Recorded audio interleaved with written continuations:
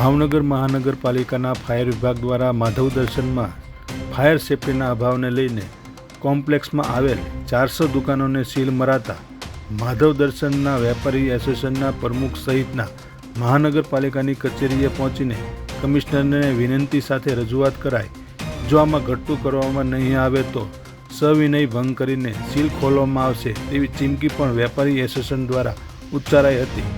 હાલ ભાવનગર મહાનગરપાલિકાના ફાયર વિભાગ દ્વારા રાજકોટની ઘટના બાદ શહેરમાં અનેક બિલ્ડિંગો અને એકમોને ફાયર સેફ્ટીના અભાવને લઈને સીલ મારવાની પ્રક્રિયા ઝડપી બનાવવામાં આવી છે, જેનો વિરોધ વેપારીઓ દ્વારા કરવામાં આવી રહ્યો છે.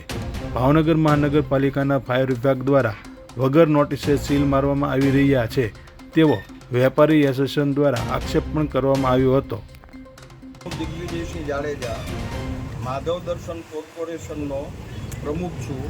અમારા માધવ દર્શનમાં કુલ 400 વેપારી છે. અમારા 400 વેપારીને ત્યાં મ્યુનિસિપલ કોર્પોરેશન દ્વારા અથવા કોઈ અજાણે અમારા કોણ મારી ગયું છે એ અમને ખબર નથી, અમને કોઈ પણ જાતની જાણ કર્યા વગર અમારી દુકાનોને રાત્રેના સમયમાં અમે લોકો વયા ગયા પછી સીલ મારી દીધેલા છે. આવી રીતના ભાવનગર આખામાં સીલ માર્યા છે. એટલે અમને એવું લાગે છે કે કોર્પોરેશનને માર્યા હશે. એટલે અમે આજે કમિશનર સાહેબને રજૂઆત કરવા આવ્યા છીએ કે અમને કોઈ પણ જાતની નોટિસ આપ્યા વગર અથવા અમને કોઈ ચાન્સ આપ્યા વગર અમને સીધા અમારા કામ ધંધા રોજગારમાંથી અને અમારી દુકાનો અમારી શોપમાંથી અમને બેદખલ કર્યા છે. તો આ સીલ તાત્કાલિક ખોલી નાખવું. જો 24 કલાકમાં આ સીલ નહીં ખોલે તો અમે સવિનય ભંગ કરીને આખા ગામમાં બધા જ સીલ તોડી નાખશું.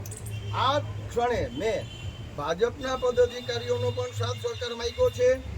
માન્ય રાજીવભાઈએ અમને સાથ સહકાર આપ્યો છે, અભયભાઈએ સાથ સહકાર આપ્યો છે, હિતેશભાઈ કોંગ્રેસ પાર્ટીના શહેર પ્રમુખ છે, મહિપાલસિંહભાઈ આપ પાર્ટીના શહેર પ્રમુખ છે. આ કોઈ પક્ષનો કે પક્ષકીય રીતના નથી. આ માત્ર ને માત્ર આખા ભાવનગરના દરેક વેપારી આલમની વાત છે અને વેપારીના હિતમાં ગમે એમ કરીને આ સીલ તોડવા પડે.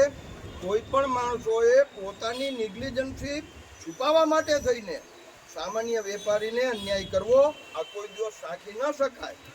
જો 24 કલાકની અંદર સીલ નહીં તોડે હું પોતે સવિનય ભંગ કરીને સીલ તોડી નાખશું અને જો અમારી પર કેસ કરશે તો અમે પણ સામો કેસ કરશું.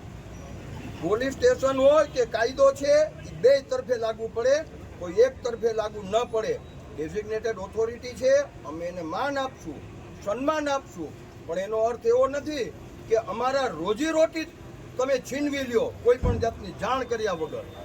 અને આ ક્ષણે હિતેશભાઈ મહિપાલસિંહભાઈ સાથે આવ્યા છે. અમે બધાને સાથે લઈને રજૂઆત કરવાના છે અને અમે 24 કલાકનો સમય આપશું. 24 કલાકમાં નહીં ખોલે અમે આખા ભાવનગરમાં બધા જ વેપારી ખોલી નાખશું. આખા ભાવનગર માધવ દર્શનમાં ફાયર સેફટીની એનઓસી અથવા બીયુ પરમિશન છે કે કેમ? માધવ દર્શન જે દિવસે બન્યું છે તે દિવસે બીયુ પરમિશન છે. ફાયરના એનઓસીનો કાયદો અસ્તિત્વમાં નહોતો. એ પછી એને કોઈ દિવસ અમને કોઈ નોટિસ નથી આપી. અમારા માણસો જે દિવસે કમિશનર સાહેબ આગળ આવ્યા હતા તો કમિશનર સાહેબે એવું કીધું કે તમે કોર્ટમાં જાઓ.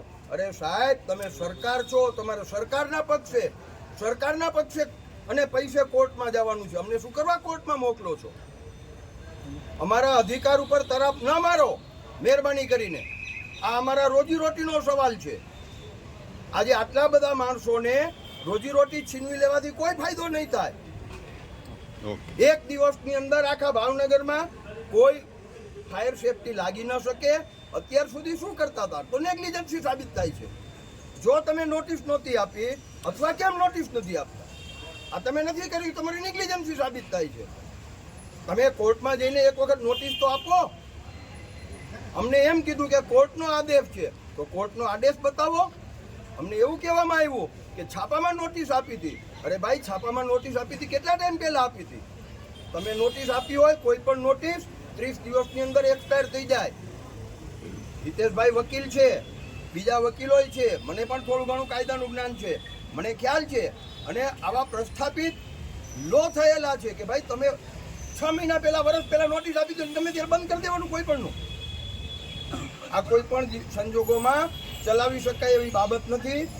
દવાખાનાઓમાં સીલ મારી દીધા.